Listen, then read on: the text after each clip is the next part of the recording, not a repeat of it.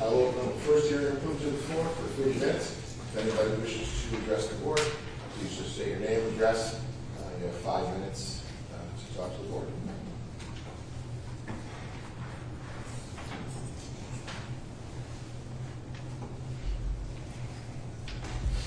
Hi everyone, my name is Edie Marlette. I live at 506 Mohawk Avenue. Just a quick recap of what this board, where we are and where this board has been and what we've done. Back in November, we received an email from the business manager that said, hey, we have a $2.8 million budget deficit. We've got to figure this out. Nothing else really came out publicly from that, and I do say the word publicly because I don't know what happens in executive session. You have that, we hear nothing until February 10th. When the superintendent and the business manager show up and say, hey, we have a $2.8 million budget deficit. What do you want us to do? The board's answer was stay below cap, cut nothing, and make up for a $2.8 million budget deficit. I like unicorns too. They don't exist, and that's what you asked for. The next month and a half was spent waffling about what we were willing to negotiate and what we weren't willing to negotiate, including nothing. You said nothing was negotiable. It's what kept coming out and coming out and coming out. We wanted to save as much as possible. I agree, we should save as much as possible. I believe in these reading teachers. Option B that was presented last Thursday was presented to you before. It was presented to you as the superintendent's recommendation to go out at the cap. And this group, this body, said absolutely not. We want to go out above cap. And then option A was presented. All option A did was move the cuts from B, from the teachers, to buildings and grounds, and in the internal staff. If I was a member of this internal staff, specifically if I was the business manager, I would hold my breath and pray for the next school year. This option A necessitates sweeping changes to how our district functions. I showed up in February and I gave you 3 options. I laid them out clearly. I put my credentials on the line. Change your health insurance, close a school, look at how you're negotiating salaries. Everybody loves to talk about the superintendent's salary. You approved that. This body approved it. Yes, some of the members were different. This body approved that. So we all can't point at the superintendent and say, how dare you? Good job, you have great negotiation skills. But the board approved that. The board's number 1 priority is approving salaries and approving hires and approving funding. Don't forget that. You have the privilege of sitting in the executive session. That's a privilege to sit in there. When we don't get a right to know, we pay for what you do in that executive session, and we don't have the privilege of being in there. So remember that the next time you're in executive session. Can this be talked about in front of everyone? Can we go on the record and say this? You should. But backing up to this budget, I stood here in February and I told you, close a school, look at salaries, and look at your health insurance. None of that was done. I was told, as I was reminded, on March 17th, there's going to be a committee for that school closing thing. It's a $2 million savings. Take a look at that. We can close a school in 4 months. I was disappointed that Drew didn't bring that up as option C, because it should have been brought up as option C. This school needs that change. We have too big of a footprint for our low enrollment. That's simple. The board is responsible for that. There's a lot of chatter on Facebook, and I'm part of it, about what the board really does and that the board really can't approve things. Yeah, you can. You're elected to do so, so do it. Thank you.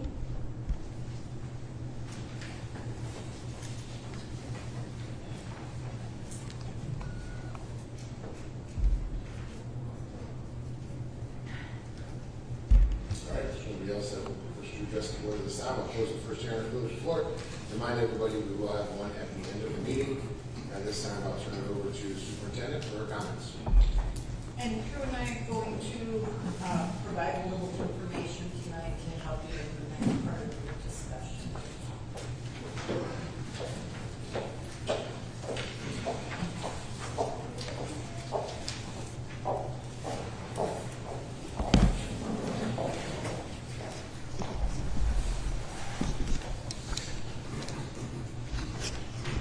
So what we want to talk about tonight with you are the revote scenarios that we brought you last week. We called them A and B.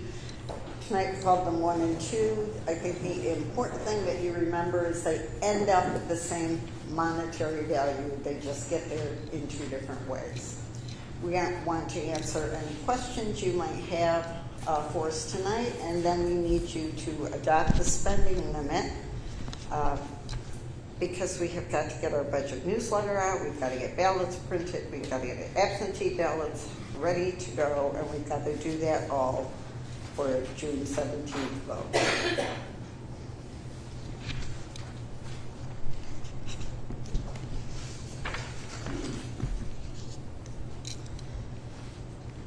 Alrighty.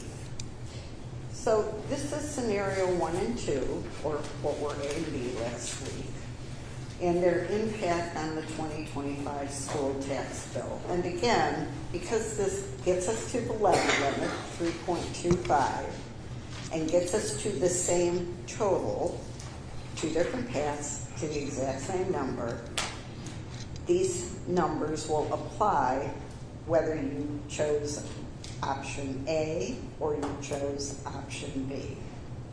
You see that we get our tax rate increase down to 1.63. It was 3.44 with the budget we went out with. I certainly think that will be more palatable to some in our community. And the percentage increase on spending is about the same at 2.19, so down from where we were. With that, I'm going to ask Drew to come and talk about, and we will work this together, what those reductions that we brought you last week, there seemed to be a little bit of confusion about this, what that looks like. So option B was what the superintendent had recommended on March 24th and again on the 31st of what to go out slightly under the tax cap. The board respectfully decided to go out over the cap. So we had communicated to the board that there was a short timeline if in fact the budget did not get the supermajority of 60%. Respectfully, the board wanted to wait until after the budget vote to discuss anything, which shortened the timeline. As reiterated or stated last week, internally administration, myself, Susan, Rick, and other administrators worked on what potential we would do with new information, because the budget is a point in time of if we were able to maintain the 3 teachers. And so what was presented Monday was not my recommendation, it was a request to what would it take to cut in other areas to maintain that and go under the tax cap. So it wasn't something that just was slid out there at the spur of the moment. It was weeks of looking at what we would do. And again, when I present something, I don't present it in a panic or trepidation. We will figure things out, but there will be consequences to how we're going to do it. I thought that was made clear. This is not a case of found money. No, there was no additional funding because I have shown the board and in each public presentation that our fund balance will be below 1% for the first time in 20 years. The surplus has been impacted by, again, hitting what we've gone over, the prescription cost and the special ed influx of 12 students. I communicated that in fiscal projections and again in the board budget presentations that we have a hole next year just to get to the fund balance that we use to appropriate in lieu of raising taxes. So with option A, we will basically shift a courier, we won't be doing courier services, more than bringing the food deliveries into the schools to help supplement the vacancies that we're not going to fill for cleaning. We already reduced cleaners by 2, grounds by 0.5 in the superintendent's draft, so those stay, but we've even cut deeper. So now what will happen if we have a lot of call-ins, and we will get call-ins, we'll get leave of absences, we'll go to alternate section cleaning, trash, and dash. We will clean schools, but not the way you see them today. That's the repercussion or the implication of what's up there. Grounds, by reducing by 0.5, you'll basically have a season this year we're cutting the lawns 3 times because of the rain. That probably won't happen, but I have, with the cooperation of Local 766, changed people's schedules to kind of overlap into the evening to reduce some overtime, but we're cutting that even more. We're cutting sub-budgets. We're going bare bones on the general support because that's what we're doing to try to support the instruction. But there will be repercussions of this. What they are to the nth degree depends on what kind of weather we have, what kind of call-ins we have, but I don't present this in a panic, or I present the fact that I was asked to look at a way to maintain those threat teachers, and this is what it's costed out to be, where the hits got to come, where the reductions have to come. Transportation. 2 years ago, we had a over $100,000 a year cost to transport a student to a program in Lebanon, I think it was in Lebanon, Massachusetts. Through working with Rick's team and my team, we were able to find that the student now had moved to Amsterdam, I believe, and that cost went away. But it can come back. It's a contingency that we carry.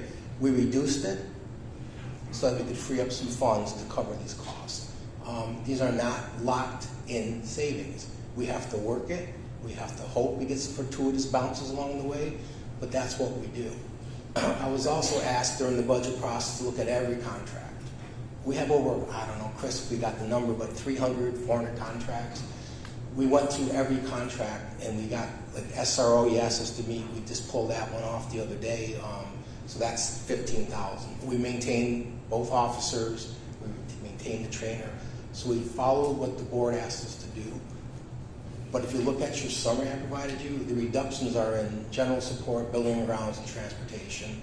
The increases are in employee benefits, which I've gone over what's happening on the prescription drug. So, And we want to be clear about the impact at central office of both of the positions that Drew and I have let go. As Drew has said, we are not criers. If this is what you want us to do, we will figure out a way to make it work. It may look different than it does today, but we will make it work. We always have.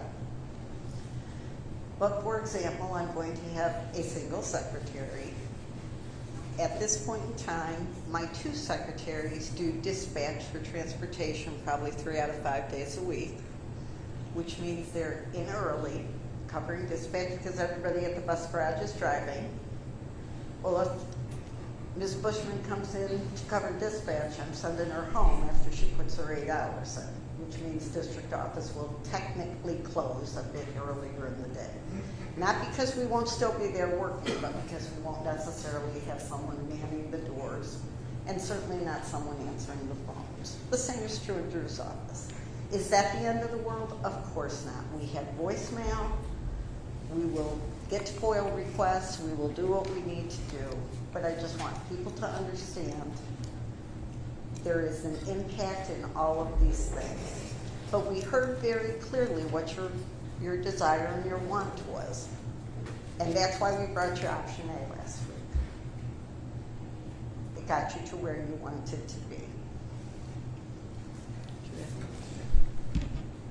basically because we didn't have any directive, and it's not a criticism, it's a statement. We had very little time. We needed to bring you what we thought would be something for you to make decisions on. The state deadline is tight. I outlined that formally. So it doesn't give the board a lot of time to make difficult decisions. Again, B was presented to the board. A was a attempt to provide you what the path would be to maintain 3 instructional positions. This is a contingent budget. Again, that's showing it, I believe after the superintendent's draft. It would change in proportion, not in totality, if we go with option A rather than B. But I'll have that at the next board meeting once we adopt a spending plan.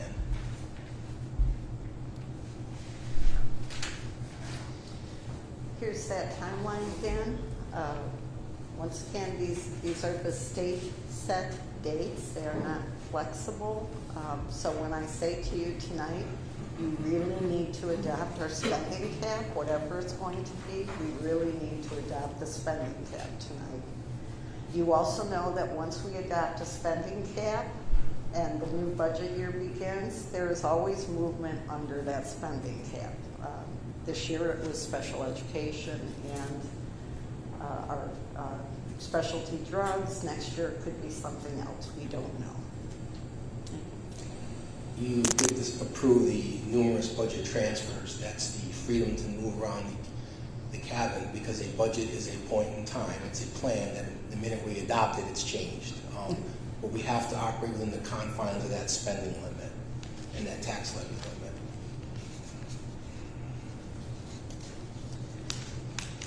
So there are two pieces to tonight, both option A and option B.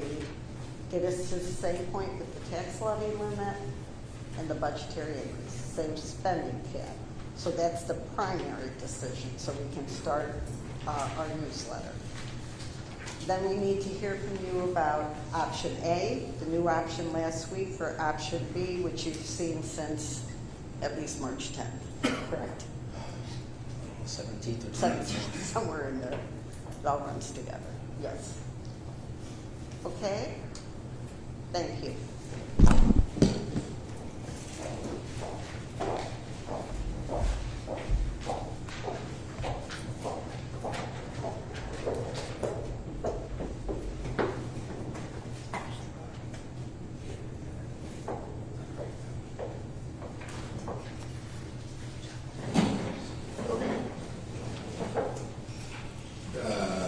I know we have a bunch of questions, so before I go, I know Ken Furnish and I've talked a lot today, so I have some questions, so I'll put you on the spot if you want to go first.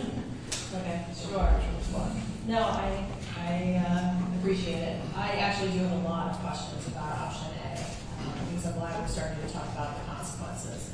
And for myself personally, I wish I had pushed before March 30th to see something like option A, so we knew better the consequences. And I take responsibility for that. That's the responsibility I take. Wish I'd known the consequences. So that's what I want to talk about tonight. And I'd like to go line by line to talk about those consequences. And this is all under option A, is what I'm talking about at this point. So for the salary with B&G staff, and we talked a little bit more about the consequences. I was going to my first question, what that meant. And I know that we're talking about a spending cap, and money can move around later, but let's just go by the money that we're taking out of each line now. How much of a cushion do we have by taking this $55,000 out of this particular line? So there's no cushion at all, okay. So then, what effect does that have if something happens beyond what you're thinking of sitting here today? We have to then take it from another line. You take someone off their post that they're normally doing, and they go fill in that post, and if their work doesn't get done. So it's going to be basically managing by priority. And you were talking about a courier doing less pickups, and I apologize, I'm not exactly sure who or what this courier is. If you could explain what that is. Sure, they go to each school, do inter-office mail. They go to the post office for mailings that have to go out. They also serve, I believe, certain things to families. Susan, right? Registered. Correct.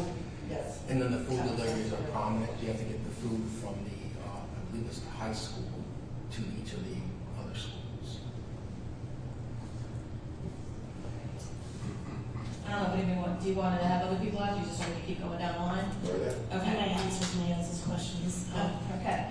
So then looking at the monitors with option A taking off 30, what kind of cushion do we have there taking off that 30? We won't be calling in any subs, so if we have call-ins, basically then they'll have to reshuffle or do without.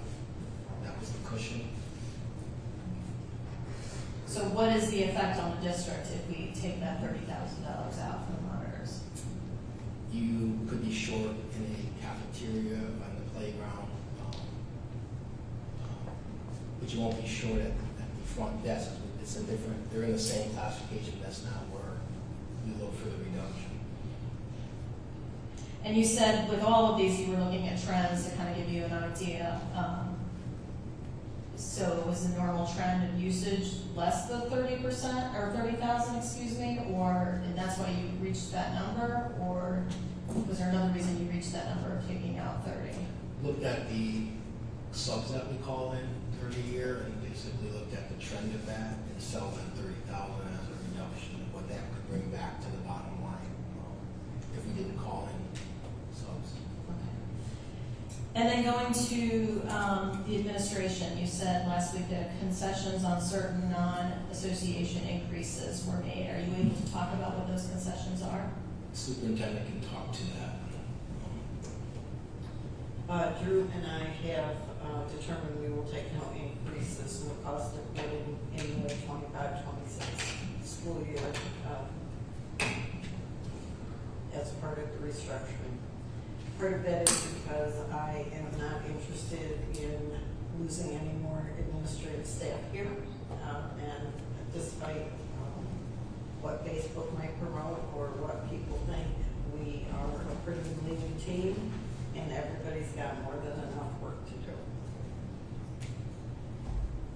And then going to the teaching subs line, you had said earlier, or last week, you had said there was about 450, 500,000, so you looked, based, I'm assuming, on historical trends with that? Looked at, we have, I believe, Susan, 2 people we call in every day to float, and we could cut that into 1.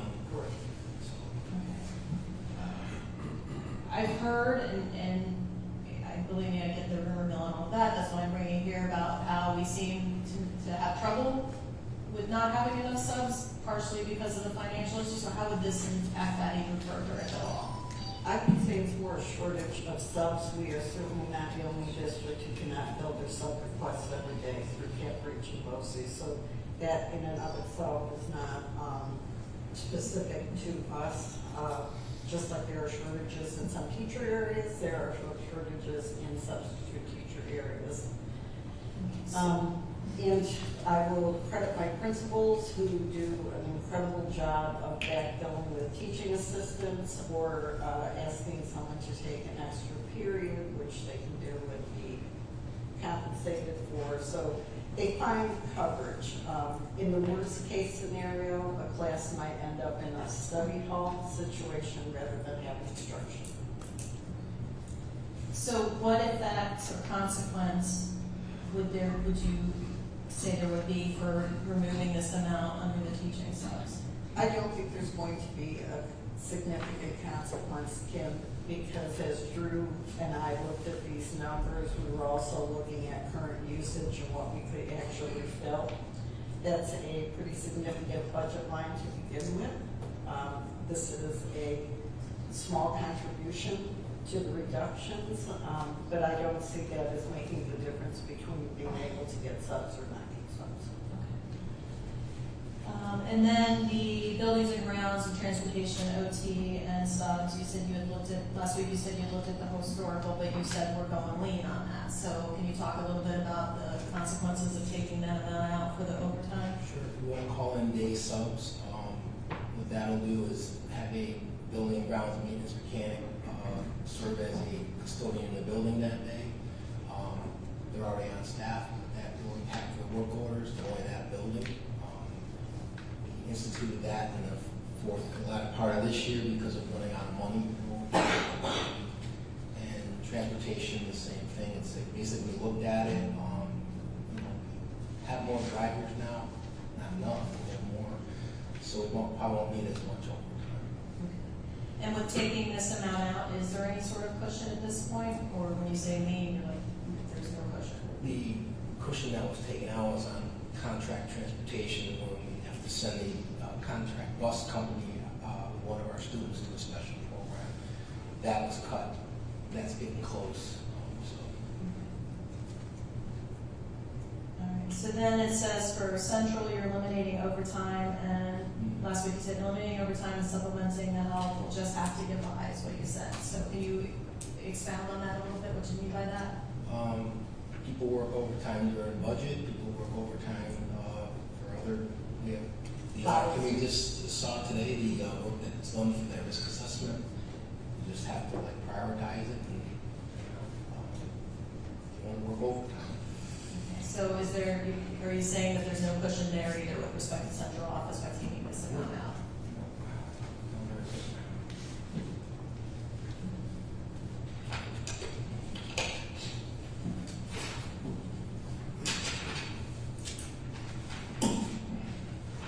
Then I want to get to transportation because that's really the biggest number there.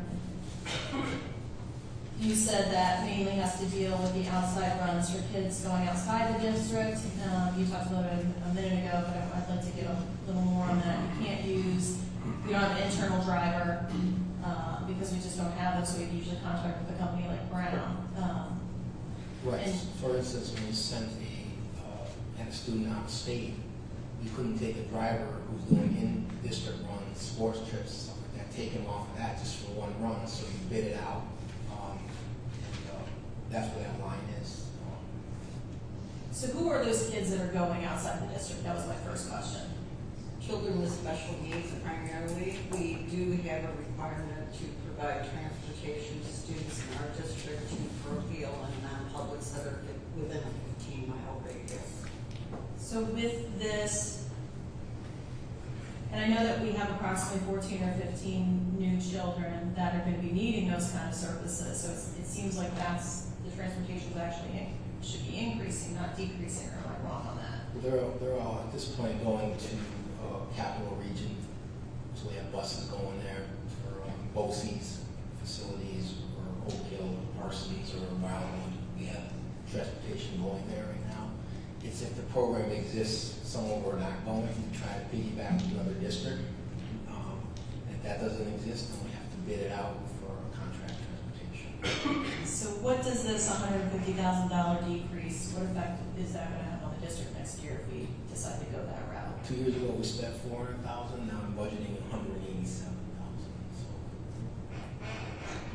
And with that 400, did we use that 400? yeah, we did. Okay. That's why we increased the budget. And then that child moved out. We found that he was not in the district anymore, so we brought it down a little bit. Okay, so this is another one, there's no cushion. And you don't know what's going to happen. Right. We could be fine, or Yep, we'll be fine a year from now and have it go back, fund balance, or it could be having a budget transfer money in there. And if we go over, then we gotta find it from somewhere else. Do we have to pay because it's by law? It's the law, so there's no choice. All right, so now the building and ground expenses, that's another high one. You said that the contractor's equipment would be reduced, we'll get by for a year. Can you expound on the consequences for that? So, certain machine like mowers get replaced, we'll fix them, and then we have a schedule of useful life we do, look at it, and we won't replace anything, we'll just fix it. So some things may come offline, so to speak, and if they break down, we have to get them fixed. Newer things typically don't, obviously, but we cut it in half, and if we go contingent, we lose all of it, and we lose all of it, so. Okay, so this 95,000 is literally cutting that line in half. Not equipment, but it's combined with B&G contractual obligations, supplies across the board. Okay, so if we lose a piece of equipment and there's no way to fix it, if we have to buy that piece of equipment, whatever it is, it's gonna have to find some other line to adjust for that. Correct. All right, and then for the textbooks, hardware and software, you said you were gonna cut some hardware and software, and I apologize profusely for that. And I know Smart School Money does help with some of that. What hardware and software are we cutting? I don't want to speak for Megan, but there's a process called TOPS, which go ahead, Susan. What was it called? I'm sorry. TOPS. TOPS. process. technology opening picture, whereby teachers and administrators can make requests for things of interest to them in the IT world. Could be software, could be some piece of equipment.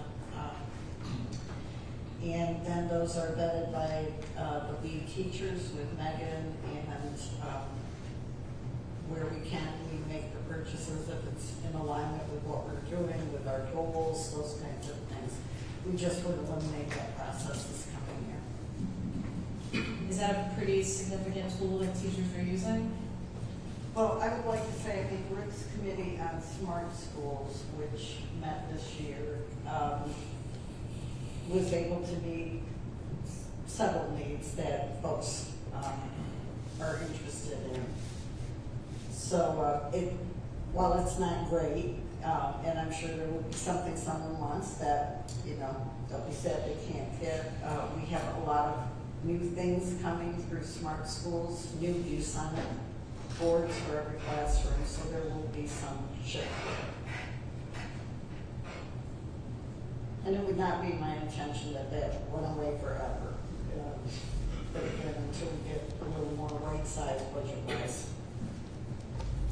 Will there be any effect on the students with their use of Chromebooks or any of that?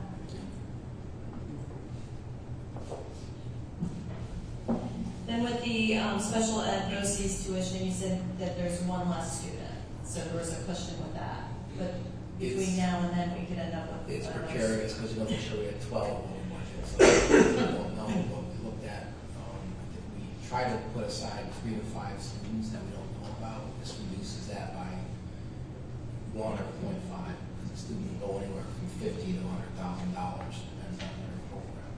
So even with this 50,000 cut, we have room for 3 students probably? And that's besides the income and kindergartners that we know about. The number's always changing every set, kids being classified, and they're doing their what do you call it, so right now they're doing their evaluations in the spring, right? Yes, we've got our CSE, CPSE. I don't know the real numbers for a while, this is a long time.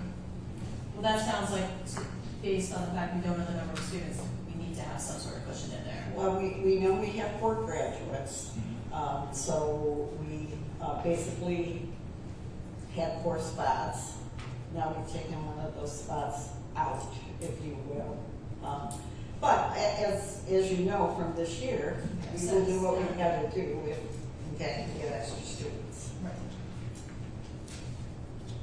And then the BOCES, you said that was actually real savings, so that didn't matter which way we went on that. Professional fees, you said you looked at the historical trend. Those are all the other contracts you were talking about earlier with respect to that. Is there any adverse effect that you can see by reducing this by 11.5? One of the areas is, as you know, we're in a capital project, we're going to be doing financing for the $12.5 million. So to the extent that the capital fund can't absorb financing fees, it would shift to the general fund, and I just reduced that. It takes away that cushion or contingency. So we don't have any cushion with respect to that either. What we need to do, the mandated things like our official disclosure and certain updates we have to do with the bond company.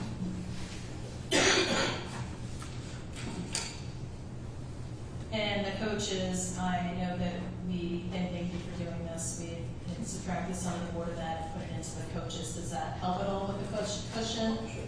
Yes, so where that manifested was we had some sports we couldn't fill this year, so we didn't incur that expense, but I have to bring that into the budget because the board authorized sports, and if they have enough participation, those coaches have to get paid. So that's what you kind of did was we gave it back, there's now a cushion there in case those sports get filled. Is there any adverse effect on this reduction for this particular line?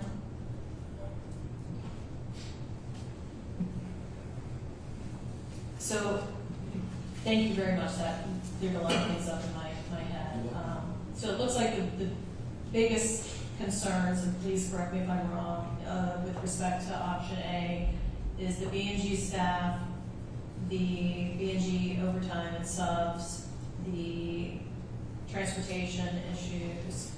Is there anything else that is just, we're on a precipice here and this is going to be an It's a issue? good assessment. That's where most of the proportionate cuts are on those sides. So it's almost like going contingent on the general support side. But we'll just have to we'll do what we have to do, but it won't be done the same way, it won't look the same, but we'll get it done. It's just, It might not get done as quickly, if we have, what we call our maintenance mechanics covering as janitors, they may not get to, extra things that people would like them to do, perhaps in terms of moving something in their classroom, rewiring something quite as quickly. But as Drew and I have said, we're gonna make work whatever we get. We always have, and we always will. Is it gonna be perfect? No, but I would venture it hasn't been perfect. It may buy us a year. Yeah, this is definitely a Band-Aid. I mean, as soon as I saw it, this, to me personally, if I was speaking for myself, this looked like a massive, huge Band-Aid that's barely covering the edges. So I recognize that. So the point I want to emphasize is that with declining enrollment, the footprint of the district hasn't changed with the same building square footage is maintained in the same fields. So that lives a different life than the enrollment impact on the district. So as long as the footprint's the same, we have the same responsibilities. And we're decreasing that support for it. Going to the reading teachers and the librarian line, I know that we're talking about positions, not people. And the intent was to move those people to other elementary school positions, am I correct on that? Are these elementary school positions that we have to have, or is there a way to combine, say, Yeah, just, the classroom positions, and we've gone through or I should say the principals have gone through the initial hiring process so that we can be ready to move forward on those hires, because since those folks didn't get into a classroom, we have to hire. And going back to Drew's point about the footprint of the buildings, as long as we're running for elementary schools and classes at 12, 15, except at Scotia-Glenville, where they tend to be more typically sized, we have to replace those elementary teachers. because I didn't know, and it sounded like it's not true, that if we say had 3 classes, I'm using random numbers, totally not real numbers, of like 14, 14, and 14, we could take away one of the 14s and divide it between the last 2. That's not something that can happen with any Not of these equally positions. because of the attendance boundaries. So for example, SAT sections are typically within or very close to the guidelines that the board has set.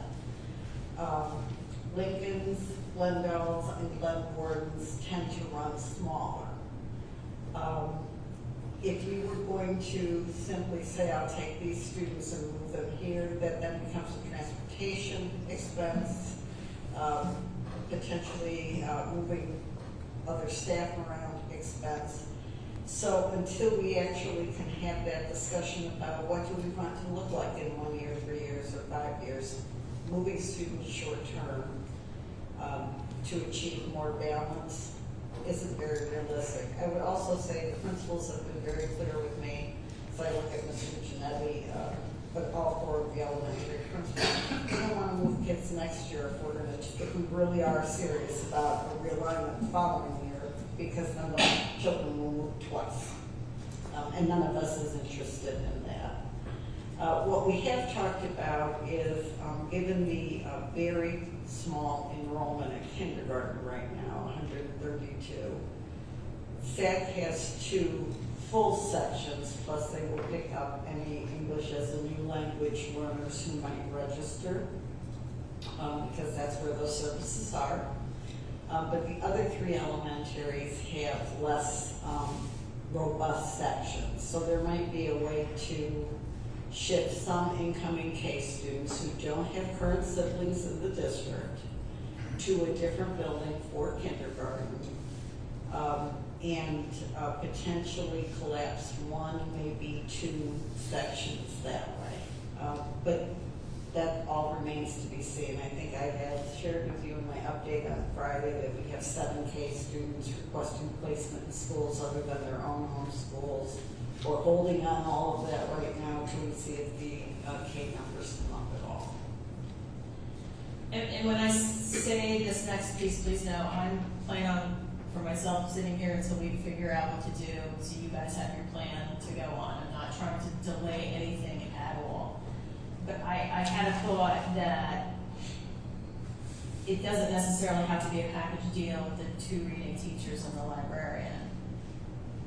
If maybe we can determine if there's 1 or 2 that we think maybe we can lose without sacrificing the things that we think are important, but then utilize that money towards some of these lines where there's no cushion. For example, correct me if I'm wrong, the librarian is about $100,000. Is that correct?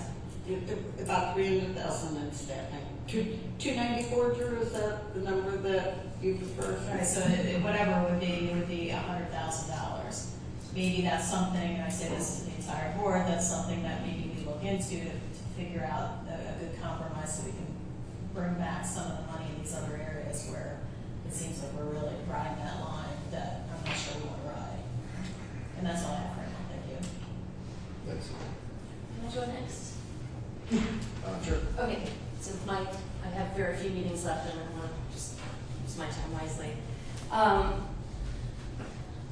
Is it a given that there will be a building that will be repurposed or closed in the near future? Is that a certainty? Well, I think that's the board's decision. I don't, as your superintendent, I don't see how we can't do that. Okay. But I don't know what you folks see, so I'm not speaking for you, but I'm telling you when our enrollment, when we're bringing in 132 kindergartners, when we used to bring two or 210, I don't think it is fiscally responsible to continue to have 4 schools open. And yes, you know I'm more interested in repurposing. Right. It just because I think it makes a difference if we would go with one of these options for 1 year or 2 years or 3 years, 4 years, but that I think for me it matters in my calculations and my thinking, especially with the reading teachers in the library, and I know that we were preserving the people by moving them, but then it would eliminate those jobs, right? But so if we kept all of them, if we had those positions, and then you still had to fill those other jobs, and then in the future we're now closing a building, we're repurposing a building, we've hired these 3 new people that then would not have jobs, correct? Correct. Okay. The $15,000 for the resource officer, that came from the town of Glenville, is that correct?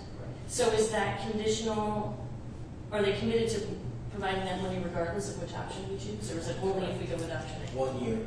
I said that last meeting that they gave us 1 year, $15,000 one-time reduction. So it could go on either, it would go on both columns, okay. All right, that was my main question for now. Thank you for letting me barge in. Oh, absolutely. Again, Chad, I want to thank you for sending me the doc while I was out of town last week, so I could document it when I got back. I'll say my 2 cents, then we can chat, and I'll talk again. To me, option A has a lot of potholes in it. It doesn't leave us any what-if scenario type things. If something were to happen, we can be as silly as to say, we've had 10 days of rain in a row and our fields are 4 feet tall, yet we have nobody to go mow. I get it might be a silly thing, but we don't have any room there. Option A just concerns me quite a bit with the what-ifs, because we don't have Drew's crystal ball to look at all the time. And on that note, that Emily had asked, just so we're all clear, because I know we've mentioned it a couple of times before, but I still think we were a little unsure about it. We keep the 2 reading teachers and librarians, and then we still have to go out and hire 3 more people. Correct. Yeah, right. And they're totally off stage. Right. And we're paying for those 3 people by doing these things in option. Correct, right. In the segue with Amy, just so this is the first year that I've been on the board that we've actually had public support about having a conversation about school. Because in years past, when it's been brought up, there's been rocks and things thrown at me. So this has been the first year that we've actually had people in the community talk to us about it. So thank you. We have this tough decision, but like I said, I just looking at this quickly and then re-examining it and then watching the meeting today and chatting with some of the group. To me, option A has way too many what ifs. We're cutting $168,730 out of building and grounds. We're cutting $150,000 from transportations, where half of that is mandated that we're required to do that, and where are we going to get that money to do that?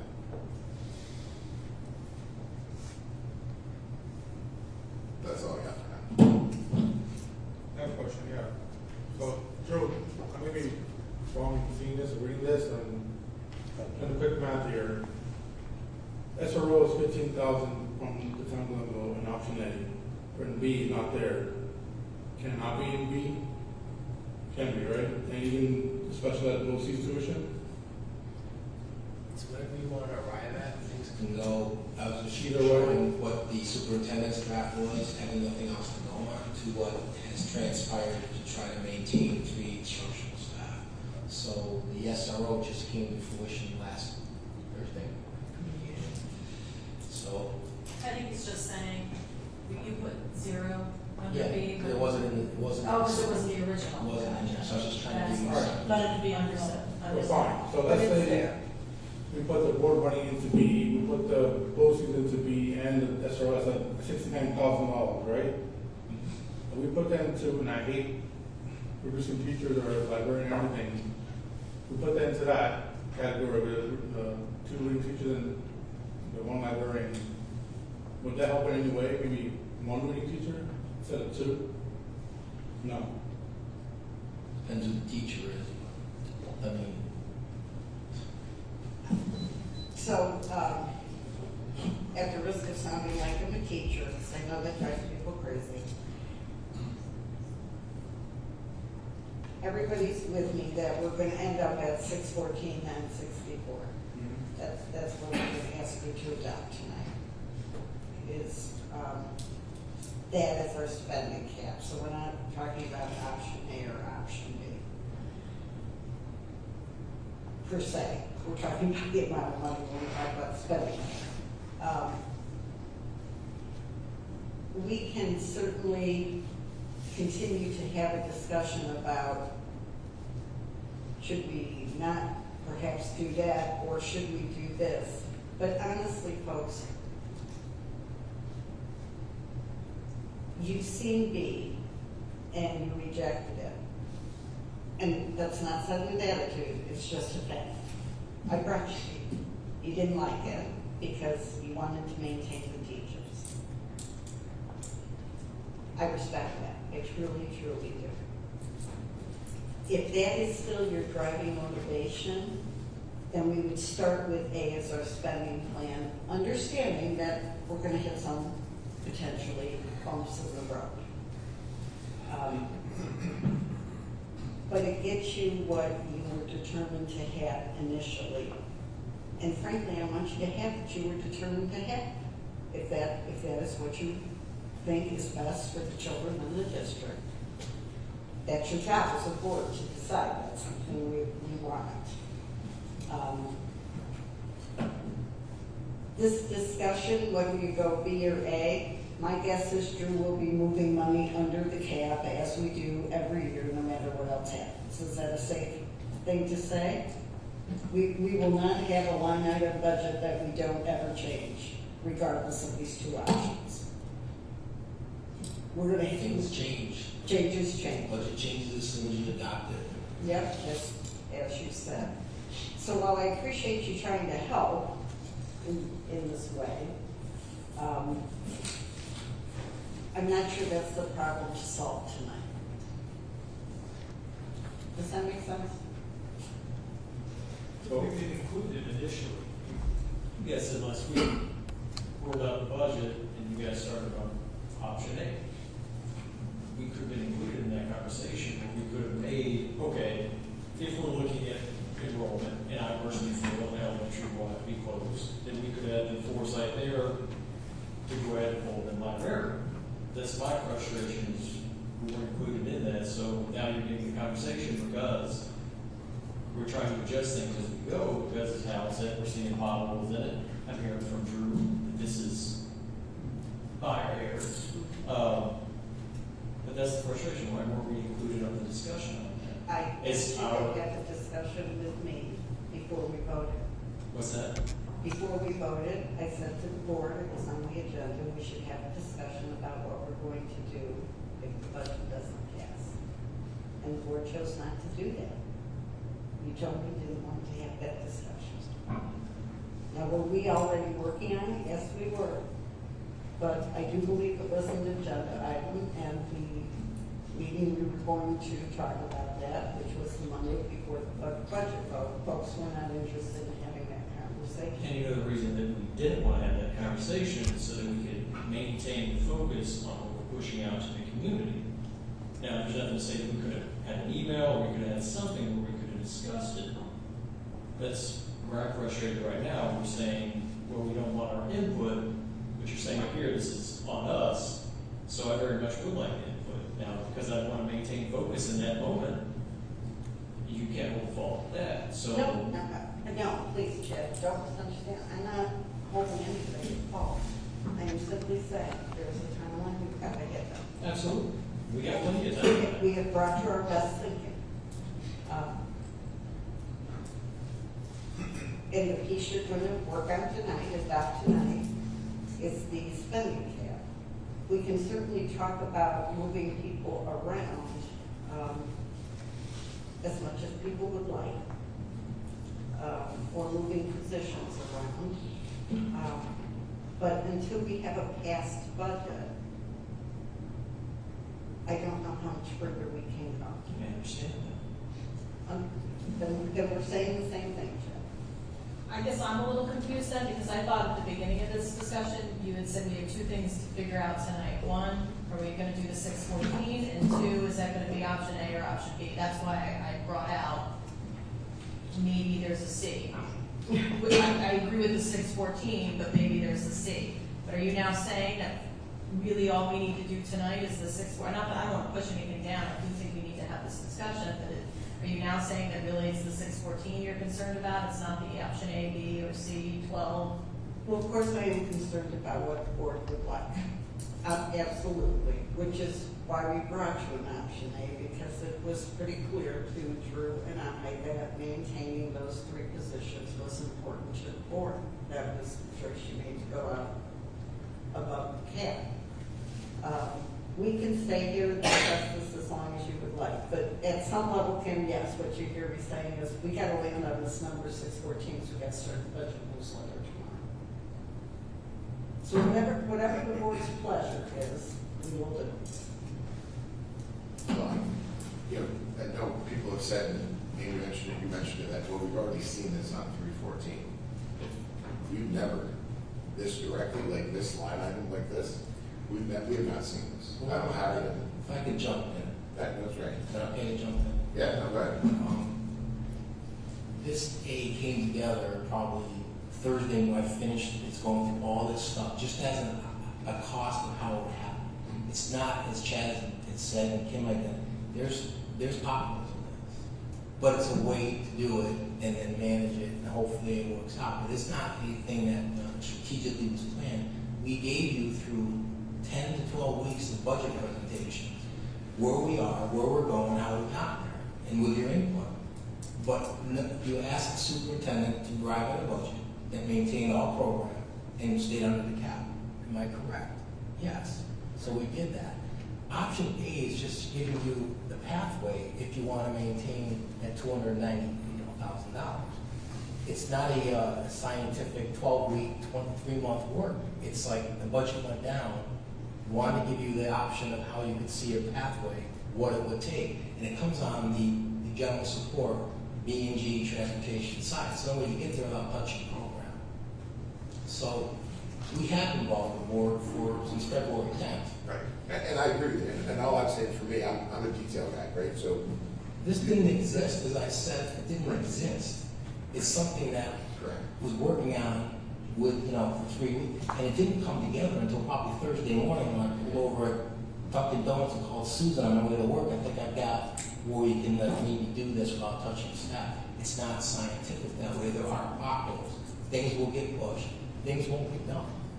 But at the end, that's the only gateway that I see based on the funding that we have. And not creating a worse hole than we're already facing for next year, which is my job. And I've shown you that for 15 years, tax cap years, we spent under 2%, we've had 1.5% tax raise, we've had fiscal integrity. But now the state is drying up the funding and it isn't coming back. You've heard me say that we were fully funded. It was only through the legislative act of last year and this year, the whole harmless gave us 2%.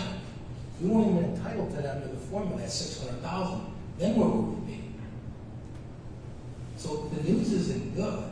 I understand that. But it's been presented, and this wasn't some, option that sits out there in the sand that we're just holding on to. This came about for weeks and weeks, and then came together with some thoughts of like, how can we do this? Give the board an option. That's all this is an option. Right, and that's why I said earlier today that I wish I had thought to ask for something like this before March 30th as to what the consequence of keeping 2 reading teachers and a librarian and trying to stay at the cap. And that's something I take full responsibility for not doing. I wish I had asked that question. Yeah, Drew, I don't think you very crystal clear with us in my time here. I don't think you held this under your pillow just to show us if the board budget went down. I was just simply asking that these individual line items that on 317, this exact thing, we weren't shown. If we had seen, if I personally, I'll speak for myself, had seen that we're gonna cut this out of this and this out of this, we saw the whole line group number, but we didn't see what was underneath it. So maybe in the future that might help us, as Chad was saying, that's maybe where some of the frustration is we saw we're gonna lose 200,000, but what the heck is in that 200,000? Yeah, And not to get consequences. right. I did answer every question. Oh, yes, no, absolutely. And I've answered every question Right. since February, Yep. and to public forum. So Right. whatever you want to ask me, fine. I don't hold back. I tell the truth. I'm not smart enough to make up the truth. I don't think that's what Hal was saying. I'm definitely not saying that. I'm saying I didn't. What is 200,000 look like broken down like this, so we know like something's coming from ground, something's coming from admins, is what I put it, they're saying, we just wanna know, where they said, like, this is great, because now we can look at it and see what goes in. But this came together after the budget. Right, so I'm saying, this is something that shows us where the potholes are. Whatever you want, we can deliver to show it to you, whatever way you want. We have to know where you want us to go. You know where it's to go, you know, right? That's what I was saying. And this has $1 million, what is it, it's gonna be 614. I think a big part of what we're facing right now is simply the fact that this budget went down. The fact that the budget went down. Yes. We really believed that we were putting out the very best budget to keep everything we could and give the kids everything they needed. And the community said no.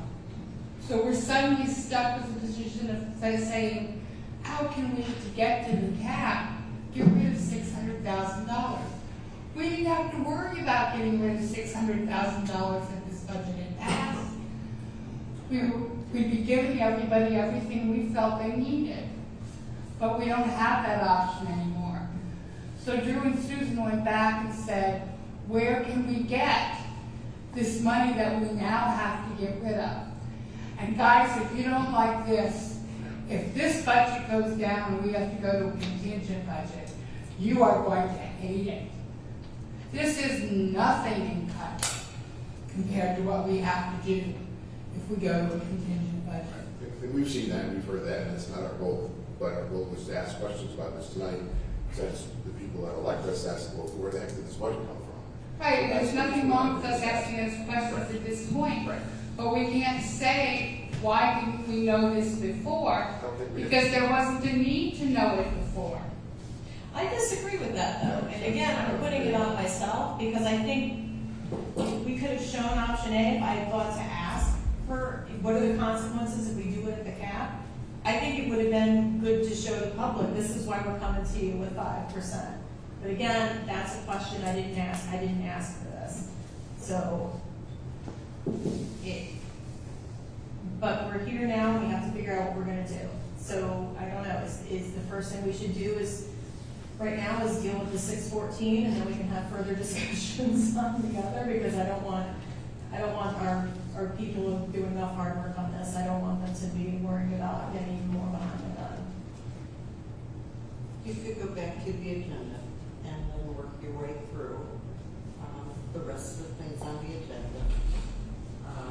And then adopt the spending cap, and then at the end, come back and discuss this further. Well, we have to also provide the public by law, a line item budget shortly thereafter. Correct. So we have to show, which I've done before, I've shown you both line items. If the budget passes, you can then make decisions to reallocate, move in the cabin, so to speak. That's the gratuitous balance. If you pass a budget, you have room to reallocate and remove. Contingent budget, you don't. You're limited to how you can transfer money with contingent expenses. Can you say that louder and make sure people, because I did not know that, so that's good to know. We know a contingent budget keeps you in certain proportions by Right. law, and that also limits your budget transfers must keep you in the same proportion.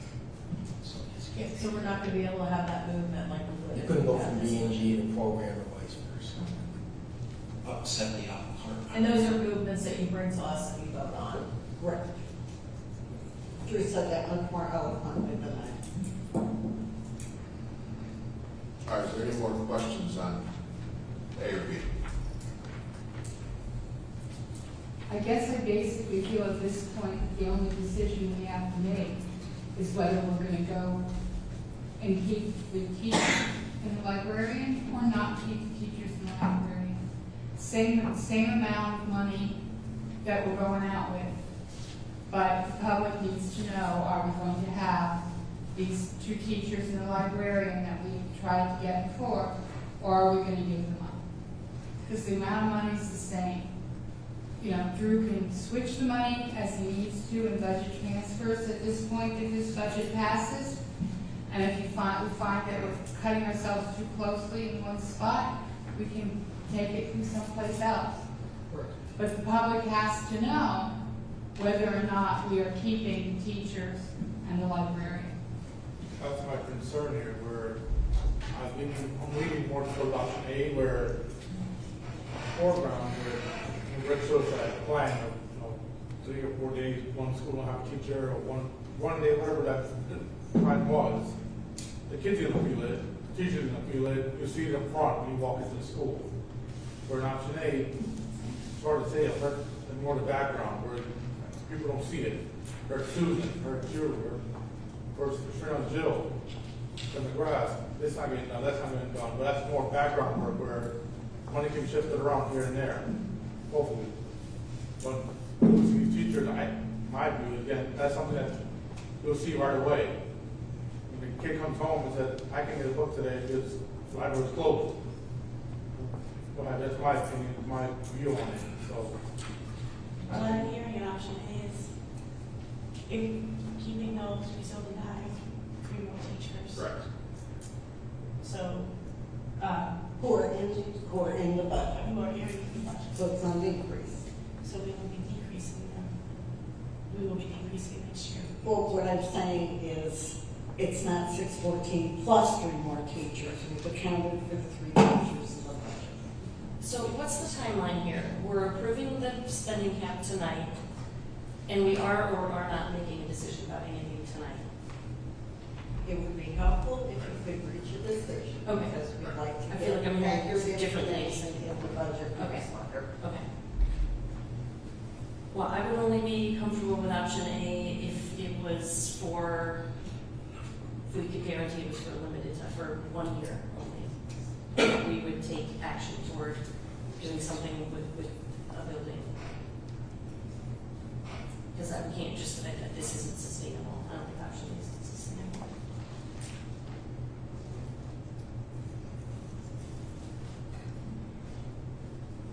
There's an understanding we make it 1 year, and we evaluate next year. We evaluate though, but we would have, I think we have to have a plan. We've been talking about repurposing buildings since my first year on the board, and then we just never had a conversation. And I'm afraid of that happening again. We'll be sitting here in a year and saying, well, what if we had a plan to close the school already? And then what if we don't have one? Well, Emily, I will assure you, as soon as we have a budget in place, we will have a committee that's going to start working on all of these questions, from who loses their mascot to redrawing attendance boundaries to making sure school zones are balanced economically, etc. Because we can do this coming year. Right. But you're right, this is not sustainable unless we're going to start going out to the community with much higher tax rates.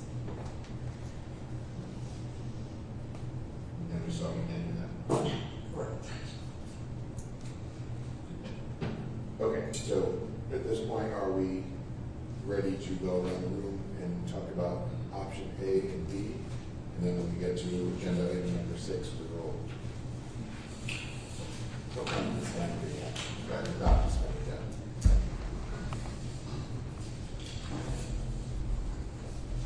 Can we also talk about like a potential C? I mean, I think doing a C is an option as well. It doesn't have to be 2 reading teachers and a librarian. Maybe that's the compromise that needs to happen in order to have more of a cushion in other areas. Or it doesn't, but I'm putting it out there.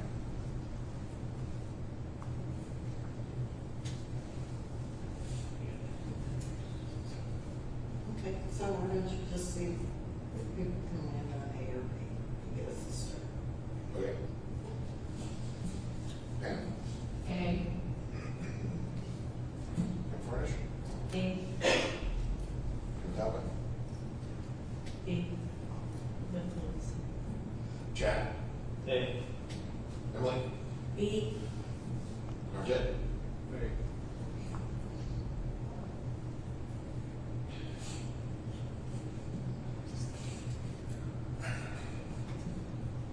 I'm gonna go with option B.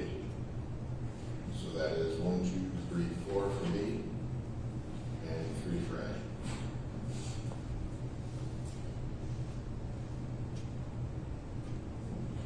Okay. and I think we just talk about this. We're gonna be fluent. Correct, once it's approved, then you can write lectures down for 15 years, and move the money around to where it's needed. All right, any more discussion on that before we move on?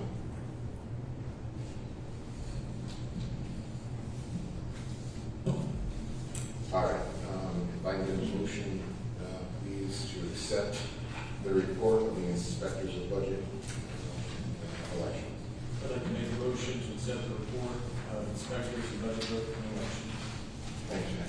A second? Okay. Anyone have any questions or comments? None, all in favor? Anyone opposed? Or abstained? So moved. Congratulations to Kim Talley and Mike Trout. All right. Can I get a motion, please, for item number 6, the approval of the budget revote and final adoption for 25-26 with spending cap. I'd like to make a motion for the approval of the budget revote and final adoption of 2025-2026 budget. Thanks, Chad. A second. I'll second. Thank you. Any other questions or comments?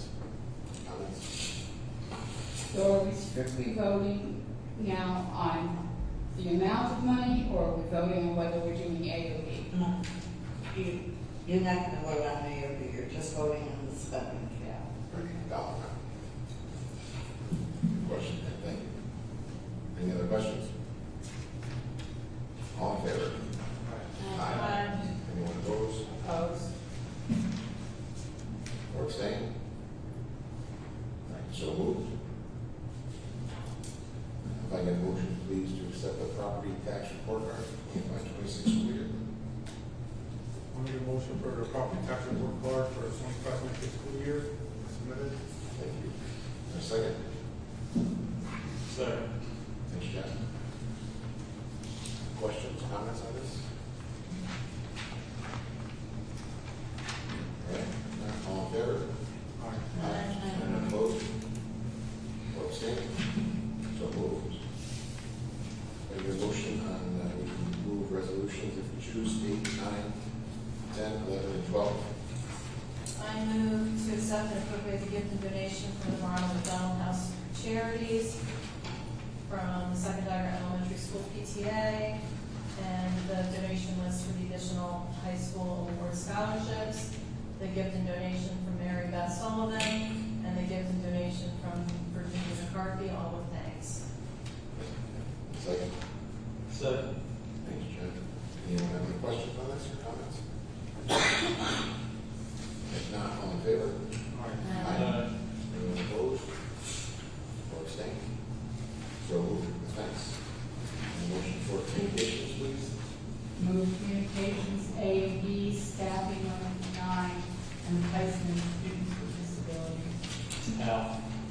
to abstain on 4. On 4, okay. Yes.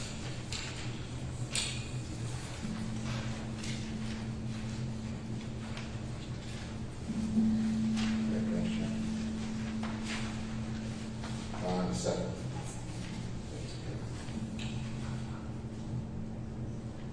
Anyone have any questions or comments on that? Susan, could you talk a little bit about the need for the business teacher?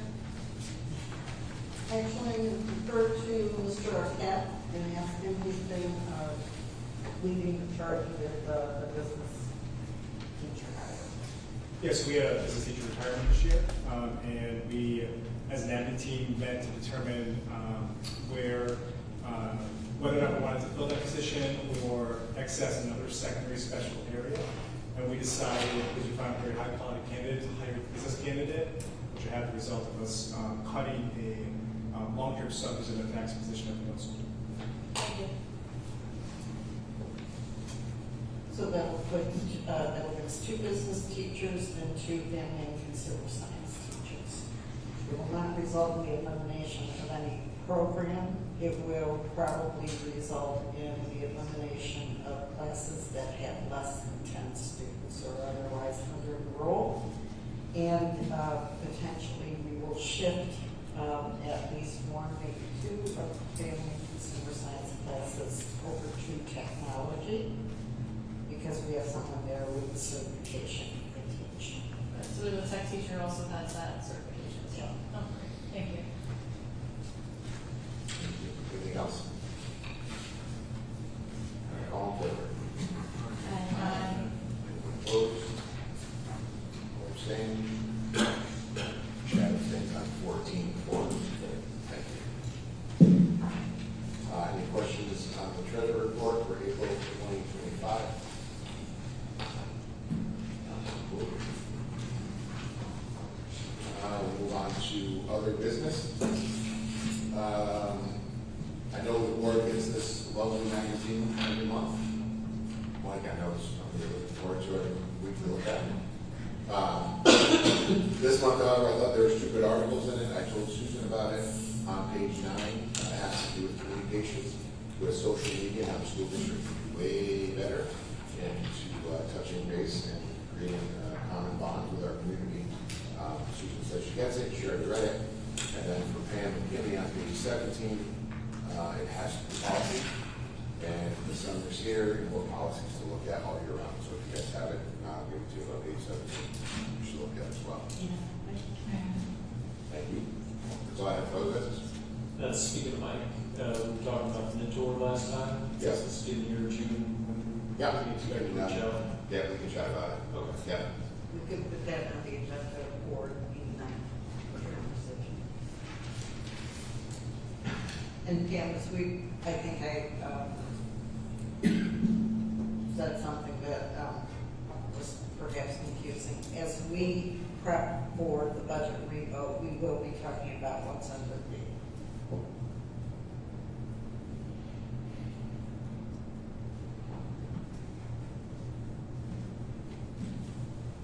Anyone have any other business?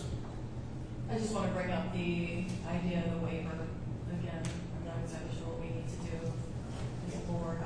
As it turns out, board members can't do that, so we will be pursuing that during the district. As soon as we get a sense of what it is we need to do.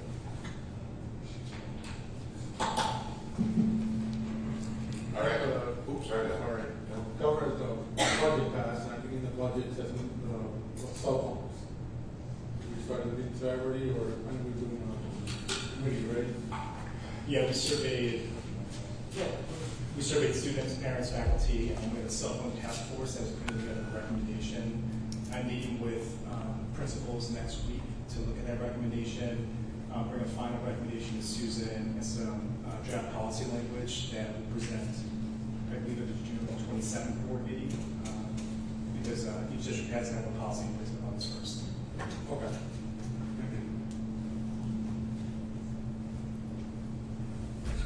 Anything else?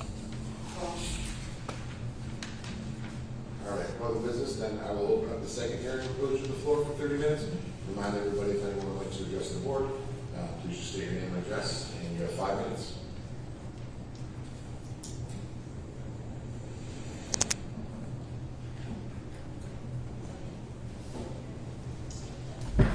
Hi, my name is Justin Cook. I live at 149 North Toll. I'm here as a parent. And I have to say, I think like most of the community, there was a little bit of shock and disappointment when the original budget that went out wasn't passed. And I want to just thank each and every one of you around the table having the difficult discussions that I don't think a lot of the parents who rely on the school district and our kids who rely on the school district necessarily wanted to have. And it's to choose between this and not that but not this is never something easy to decide. But one of the things, as you continue to have these conversations, when you look at things, the key performance indicators that I think school districts look at, that parents look at, is success and opportunity for their kids. It's the graduation rate. Who's going to go to the next step of their career, whether it be a trade school, community college, a 4-year school, or an Ivy League? All the students have to have that pathway to graduation. And the thing that I want to encourage the board as you continue to have these discussions is also think about the programs that students and parents rely on. My daughter was first grade when the pandemic hit. And you could immediately tell that virtual school was not for her. She lost about a year of her educational development from the pandemic. I think the small class sizes, as well as the incredible teachers at Lincoln Elementary School, have been a saving grace to my daughter's education. She's relied on Learning Leaps. And I don't know if option B, if Learning Leaps is preserved, which I'm glad it is, because it's those support programs that start school maybe a little bit earlier than the fall in a fun and exciting way that actually help my daughter catch up. Reading teachers are not classroom teachers. And it's important to know that when students get pulled out for reading help, reading support, reading comprehension was something my daughter struggled with a lot. It was reading teachers that helped her get back on track. And even in the middle school, she still struggles with the anxiety of the iReady scores for both English as well as math. And this is going to be a struggle that she probably has straight through to graduation day. But the decisions that we make, that you make, and the decisions that we make as a community, these are going to impact their future. It's going to impact their mental health.